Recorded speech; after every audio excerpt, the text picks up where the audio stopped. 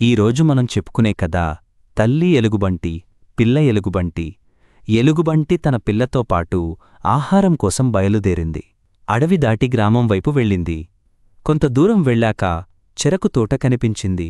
తల్లి పిల్ల లోపలికి ప్రవేశించి కడుపు నిండా చెరకుగడలు తిన్నాయి. ఇవి భలే రుచిగా ఉన్నాయమ్మా, కొన్ని ఇంటికి తీసుకెళ్లామా అని ఆశగా అడిగింది పిల్ల ఎలుగు. ముచ్చటపడుతున్న బిడ్డ కోరికను కాదనలేక కొన్ని చెరకుగడలను మోపుగా కట్టి తలపై పెట్టుకుంది తల్లి ఎలుగు. తరువాత రెండూ తిరుగుముఖం పట్టాయి.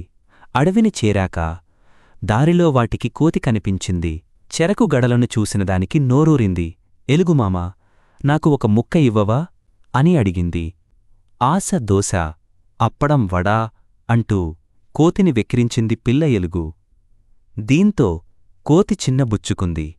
అది చూసిన తల్లి ఎలుగుబంటి కలుగచేసుకొని, ఏమీ అనుకోకు చిన్నపిల్ల కదా అంటూ తలమీదున్న మోపునుంచి ఒక చెరకుగడ తీసి ఇచ్చింది.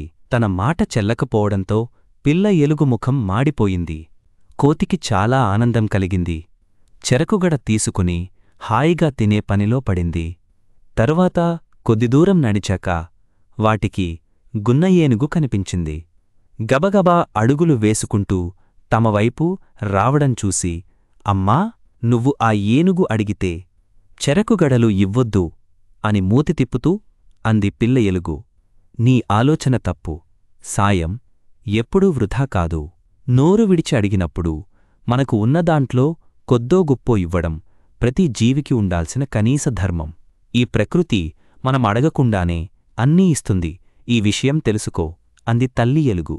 ఆ సంగతి నాకు అనవసరం, ముందు మనం, ఆ తర్వాతే అందరూ అని మొండిగా వాదించింది పిల్ల ఎలుగు. అనుకున్నట్లుగానే ఏనుగు కూడా చెరకుగడ కావాలని అడిగింది. తల్లి ఎలుగు మరో ఆలోచన చేయకుండా ఏనుగు నోటికి చెరకుగడ అందించింది. దాంతో, అమ్మా, నేను ఏం చెప్పినా నీకది నచ్చడం లేదు అంటూ బుంగమూతి పెట్టుకుంది పిల్ల ఎలుగు.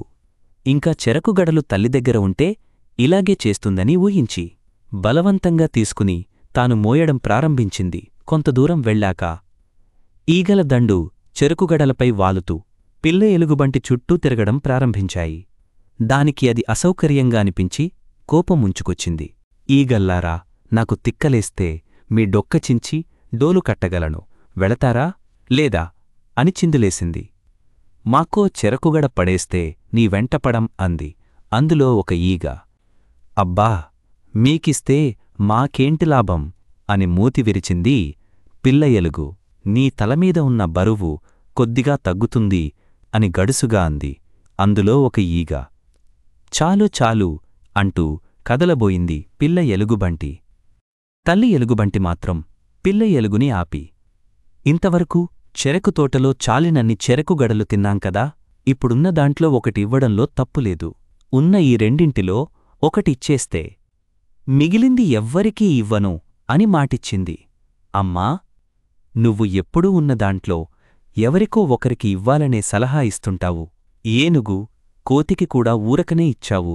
తనకు మాలిన ధర్మం మొదలు చెడ్డబేరమొక్కటేనని నువ్వే చెబుతుంటావు అని నిష్ఠూరంగా మాట్లాడింది పిల్ల ఎలుగు. ఎక్కువున్నప్పుడు ఇవ్వాలి, అది సాయం చేసే గుణం. తక్కువున్నప్పుడు ఆలోచన చెయ్యాలి, అది బతుకుపాఠం అని హితబోధ చేసి ఒక చెరకుగడను ముక్కలుగా విరిచి కింద పడేసింది తల్లి ఎలుగు. దాంతో ఈగలు సంతోషంతో కృతజ్ఞతలు చెప్పాయి. అలిగిన పిల్ల ఎలుగుబంటి ఉన్న ఒక్క చెరకుగడను తల్లి దగ్గరే పడేసి వడివడిగా అడుగులేస్తూ దూరంగా వెళ్ళిపోయింది. ఏరుదాటి ఆవలి ఒడ్డుకు వెళ్ళి తల్లిని కంగారు పెట్టాలనుకుంది. అంతే, ఒక్క ఉదుటున ఏటిలోకి దూకింది. అలా కొద్ది దూరం వెళ్ళిందో లేదో ఊబిలో చిక్కుకుపోయి ఉక్కిరిబిక్కిరైంది. భయంతో రక్షించండి, రక్షించండి అంటూ కేకలు వేయసాగింది. అది చూసిన తల్లి ఎలుగుబంటి ఆందోళనతో ఏం చెయ్యాలో తోచక గగ్గోలు పెట్టసాగింది.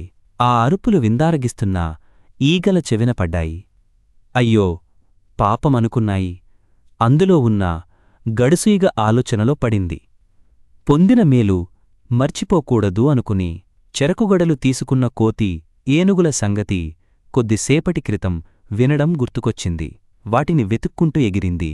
కాస్త దూరంలో తీరుబడిగా కూర్చుని చెరకుగడ తింటున్న కోతి కనిపించింది. హమ్మయ్య అనుకుని కోతితో ఊబిలో పిల్ల ఎలుగు చిక్కుకున్న విషయం చెప్పింది.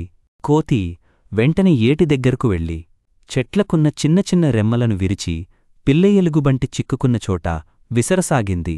ఆ ఈగ మళ్ళీ ఏనుగు దగ్గరకు వెళ్ళి దానికి విషయం తెలియజేసింది. ఏనుగు పరుగు పరుగున అక్కడకు చేరింది.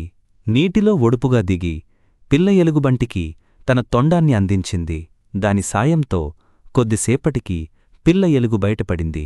ఇతరులకు మనం సాయం చేస్తే ఏదో రూపంలో మళ్ళీ మనకు తిరిగి అందుతుంది అని అప్పుడు పిల్ల ఎలుగుకు అర్థమైంది.